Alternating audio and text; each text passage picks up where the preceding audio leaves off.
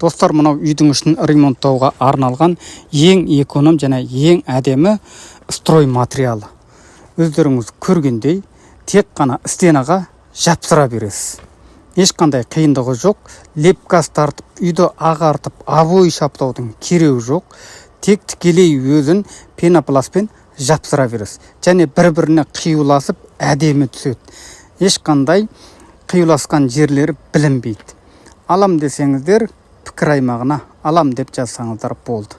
Міне достар, өздеріңіз көргендей, осы сияқты хит тауарларды мен күнделікті Қытайдың тиктогынан алып сіздермен бөлісіп отырамын.